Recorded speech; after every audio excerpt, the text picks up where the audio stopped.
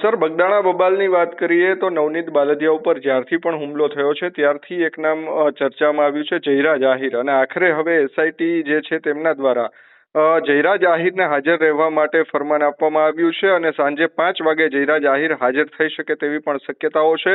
જયરાજ આહિરનું નામ છેલ્લા કેટલાક સમયથી ચાલી રહ્યું હતું અને આ વિવાદ 29 ડિસેમ્બરથી જ્યારથી માર મારવામાં આવ્યો છે નવનીત બાલદિયાને ત્યારથી ચાલી રહ્યો છે. જયરાજ આહિરને હવે ફરમાન આપવામાં આવ્યું છે, એસઆઈટી તેમની પૂછપરછ કરી શકે છે. કઈ રીતે જુઓ છો?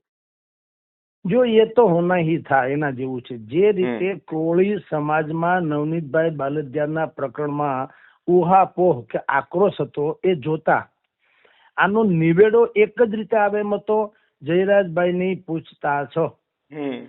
એટલે ઇટ્સ એ પ્રોસેસ. તમારી જાણ ખાતર આ પ્રક્રિયા એવી થવાની જેવી ગણેશ ગોંડલનો તમે જો પોલીગ્રાફ ટેસ્ટ કરવામાં આવ્યો હતો ને એના જેવું FSL. કારણ કે અમુક સાયન્ટિફિકલી વાતો હોય છે જે એના દ્વારા સરકાર એમ કહી શકે કે ભાઈ આનો હાથ અપરાધી છે કે કેમ. એમ આખા આ બગદાણા કાંડમાં પહેલેથી છેલ્લે સુધી ભાઈ નવનીતભાઈ બાલદિયા વર્ષ એમ જ કહેતા આવ્યા છે કે ભાઈ મને જયરાજભાઈ માયાભાઈ આહિરના ઈશારે મારી ઉપર હુમલો કરવામાં આવ્યો છે. અને પોલીસ અત્યાર સુધી એમાં પેલા નનામી અરજી કરી લીધી હતી, ફરિયાદમાં નામ નતા નોંધાયા, પછી નામ નાખ્યા તો 6-7 જણા પકડાણા. એ બધા તથાકથિત બુટલેગરો છે. એને એમ કીધું કે અમારી બાતમી પોલીસને આપતા હતા નવનીતભાઈ એટલે અમે માર્યા. આવું બધી વાતો થઈ.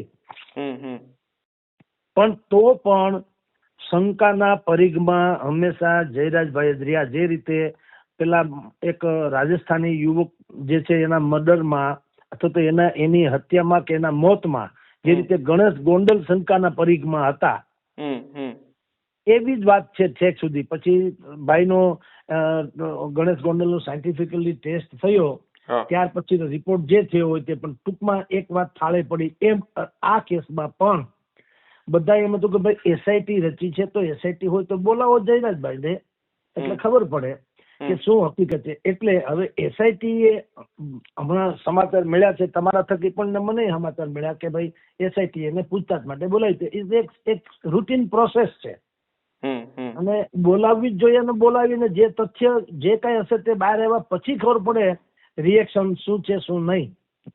પણ અત્યારે જે છે એ એક કાનૂની પ્રક્રિયા છે. આમ જુઓ તો એસઆઈટી સુધી લંબાવ્યું એ બી થોડુંક મોડું થયું. પોલીસે જ બોલાવી લેવાની જરૂર હતી જો શરૂઆતના ફેઝમાં, તો એસઆઈટીની જરૂર નહોતી. અથવા તો એનાથી પણ સારું એ થઈ શક્યું કે હીરાભાઈ સોલંકી જે છે માયાભાઈને મળે, છોકરાને મળીને વાતચીત કરીને હકીકત છે એ જાણી લે તોય ઘણું મેળ પડી ગયો હોત. હવે શું થશે, ધારો કે એસઆઈટી એની પૂછતાછ કરે અને એમાંય જયરાજભાઈ કદાચિત જે રીતે અત્યાર સુધી પોલીસનું વલણ રહ્યું છે પ્રમાણે જયરાજભાઈ આમાં ક્યાંય નથી એવું સાબિત થશે તો પણ કોળી સમાજના જે નવનીતભાઈ છે એના સહિતના એના સમર્થકો એ માનશે કે આમાં ક્યાંક કુરડીમાં ગોળ ભંગાઈ ગયો. સર, જ્યારથી જયરાજ આહિરનું નામ સામે આવી રહ્યું છે, જ્યારથી બબાલ થઈ ત્યારથી જયરાજ આહિર પર નવનીત બાલદિયા આક્ષેપ કરી રહ્યા છે. માયાભાઈ અથવા તો જયરાજ આહિર આ સાઈડથી કોઈ પણ પ્રતિક્રિયા છે ને એક પણ વાર નથી આવી. એનું કારણ શું? કારણ કે જો તેઓ નથી તો આ બાબતે કેમ ખુલીને સામે નથી આવતા? તેવો પણ પ્રશ્ન, તેવી પણ ચર્ચા થઈ રહી છે. ઘણી વખત આપણે માનીએ છીએ કે તમારું મૌન છે એ અડધી પરધી સહમતિ જેવું છે. પણ આ કેસમાં એવું છે, મેં તો જે તે સમયે આ તો બહુ બધું ચગેલું પ્રકરણ છે. માયાભાઈ થી માંડીને આહિર સમાજના દિગ્ગજ નેતાઓ કહેવાય એ બધાની સાથે મેં વાત કરી હતી ત્યારે એ લોકોનું કહેવાનું એમ હતું કે અમે કાંઈ પણ બોલીએ તો પણ મેસેજ એવો જાય કે અમે સરકારની ફેવરના અથવા તો સરકારના અમારી ઉપર 4 હાથ છે એટલે અમે લોકો કાંઈ બોલીએ છીએ સાચું કે ખોટું. એના કરતા બેટર વે કાયદાને કાયદાનું કામ કરવા દો. એટલે માયાભાઈ કે અમે અથવા તો આહિર સમાજના નેતાઓએ કીધું કે એટલે નથી સમાજ લેવલે અમે કોઈ વાત કરી, માયાભાઈ કે નથી વ્યક્તિગત મેં વાત કરી. મારા છોકરા ઉપર આક્ષેપ છે, કાયદો કાયદાનું કામ કરશે, હશે તો સજા ભોગવશે, નહીં હોય તો નિર્દોષ છૂટશે, બેમાંથી એક. પણ અમારે કંઈ બોલવું નથી કારણ કે તમે હંમેશા જોયું હોય છે સાયકલ ને સ્કૂટર અથડાય ને તો છાપામાં શું આવે કે સ્કૂટર સવારે સાયકલ વાળાને ફંગોળ્યો.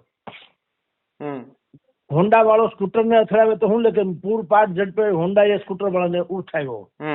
પછી કાર છે એ જો હોન્ડા વાળાને ઉઠાવે તો પૂરપાટ ઝડપે આવતી કાર એ હોન્ડા વાળાને ઉઠાવે. અને પબ્લિક કેર જે કાર ને અડફટે લે તો પણ એમ જ આવે કે પબ્લિક કે ખટારો કે જે તમે કયો છો તે એને એમ કે આ રીતે, કારણ કે વાંક હંમેશા મોટાનો આવતો હોય છે સામાન્ય રીતે. એટલે માયાભાઈ કે ભાઈ અમે અથવા તો અમારો સમાજ એને અમે સ્ટ્રિક્ટલી કીધું કે એક પણ પ્રકારનું નિવેદન કરવાનું થતું નથી, કાયદો કાયદાનું કામ કરે, એટલે એ મૌન હતા. જી સર, નવનીત બાલદિયા છે છેલ્લા 2 દિવસથી એસઆઈટી જે છે રેન્જ આઈજી ઓફિસ છે તમામ જગ્યાએ નિવેદનો આપવા જઈ રહ્યા છે, અને જ્યારે પણ તેઓ બહાર આવ્યા ત્યારે પણ તેમણે મીડિયામાં એવું નિવેદન આપ્યું કે મારી પાસે જયરાજ આહિરને લગતા જે પુરાવાઓ હતા તે તમામ મેં એસઆઈટીને આપી દીધા છે, અને ત્યારબાદ એસઆઈટીએ હવે જયરાજ આહિરને બોલાવ્યા છે. એટલે ક્યાંક પણ કંઈક પુરાવામાં ક્યાંક એસઆઈટીને એવું લાગ્યું હશે સર કે જયરાજ આહિર આમાં ઇન્વોલ્વ છે તો બોલાવ્યા હોય, એવું પણ માની શકાય ખરા? હા મયુરભાઈ, એવું છે એસઆઈટી ને તો પછી લાગે, પેલા તો આખા સમાજને, આ નાના બાળકને ખબર પડે. એક તમારો ઓડિયો તો જાહેર થયો તો જયરાજસિંહ નો નવનીત બાલદિયાની સામેનો, એ ઓડિયો જાહેર થયા પછી જ આની ઉપર હુમલો થયો. તો એક તો કાગને બેહું ને ડાળને પડવું એવું તો હતું ને. એટલે એસઆઈટી ને અત્યારે લાગે તો એસઆઈટી મોડી ગણાય. આમ તો એ તો નાના બચ્ચાને ખબર પડે, પણ સવાલ એ હતો કે ભલે એ ફોન ઉપર વાત થઈ, એમાં ના નહીં, પણ પછી એના દ્વારા જ હુમલો કરવામાં આવ્યો કે કેમ, ઈ વાત જે છે ઈ તપાસનો વિષય હતો. અને એમાં તપાસના વિષયમાં બીજું કાંઈ નહીં, જે હુમલાખોરો છે એને નવનીતભાઈને મારતી વખતે કોને ફોનમાં વિડીયો કોલ કરીને કોને કીધું કે ભાઈ જુઓ મેં આ ભાઈને ઢાળી દીધા, ઈ પકડાઈ જાય એટલે વાત થઈ પૂરી.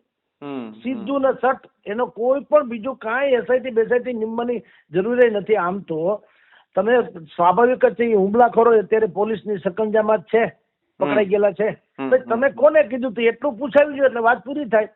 પણ એ નથી પૂછાવતું એટલે તમને ખબર છે ને, આ ઢોલની અંદર કાંઈ નથી, બે કોર ચામડા બાંધ્યા હોય ને એટલે લોકો એને પીટે છે. બધાને એમ છે કે અંદર કઈક ખજાનો છે, એટલે ઢોલ સૌથી વધુ માર ખાય. અને ઓલી વાહળી છે, વાહળી આરપાર છે, વાંસળી હોય ને આરપાર હોય છતાંય ઉપર પાછા છિદ્રો એટલે કે ખાના રાખ્યા છે કે ભાઈ ઉપરથી પણ તમને શંકા ન જ આવી જાય. આરપાર તો તમે જોઈ શકો છો કે કાંઈ છે નહીં, છતાંય કોઈને એમ લાગે કંઈક લોચો છે તો તમે ઉપરે જુઓ, અમે બધા છિદ્રો રાખ્યા છે, જોઈ લો, અમારી ભીતર કાંઈ નથી. તો એનો સૂર પણ બહુ સુરીલો હોય છે, અને એને લોકો આંગળીના ટેરવાથી એટલે કે રમાડે, એને મારે નહીં. એમ આ કેસમાં એવું થયું છે કે એસઆઈટી હોય કે પોલીસ હોય, એણે ઈ જે 6 જણા પકડાણાને એટલું ન પૂછ્યું કે તમે કોને મોબાઈલ બતાવીને કીધું કે જુઓ તમે મેં ભાઈ નવનીતભાઈને ઢાળી દીધા, એટલું એક જ પ્રશ્નમાં બધી જ જવાબ આવી જાય એમ હતો. હવે એ નથી કર્યું એટલે આ ઢોલની જેમ બધા પીટે છે કે નક્કી કાંઈક લોચો છે.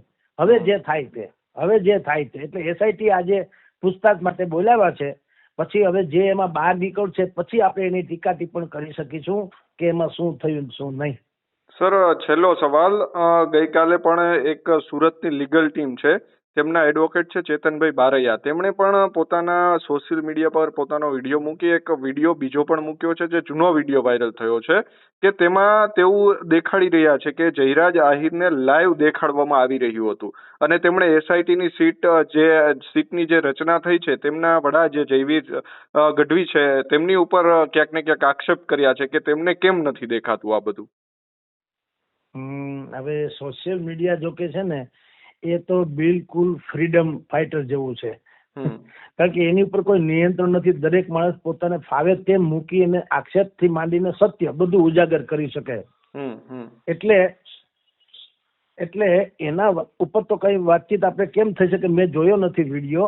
પણ અત્યારે જે કઈ હું તો એમ માનું છું કે જેટલી પણ વાતો બહાર આવે છે એ બધી એને thanks to social media. Social media ઉપર કોઈ નિયંત્રણ નથી, એટલે ખરા અર્થમાં સત્ય શું છે પછી સત્ય સાબિત થવું ભલે ક્યારેક એમાં મિસગાઈડ બી થવામાં આવે. AI નો જમાનો છે, આર્ટિફિશિયલ ઇન્ટેલિજન્સ નો, એમાં તો તમે ગમે તે કરી શકો. પણ તેમ છતાંય મહદ અંશે જે કાંઈ અત્યારે બહાર બધું આવી રહ્યું છે એ ડ્યુ ટુ સોશિયલ મીડિયા જ આવી રહ્યું છે. એટલે તમે કહો છો એમ લીગલ ટીમના વડાએ કંઈક સોશિયલ મીડિયા થ્રુ તમે વિડીયો જાહેર કર્યો હોય તો એ પણ સંજ્ઞાન લેવો ઘટે શું છે શું નહીં તે. જી ખૂબ ખૂબ આભાર સર, સ્વરાજ સાથે જોડાવા બદલ. ધન્યવાદ.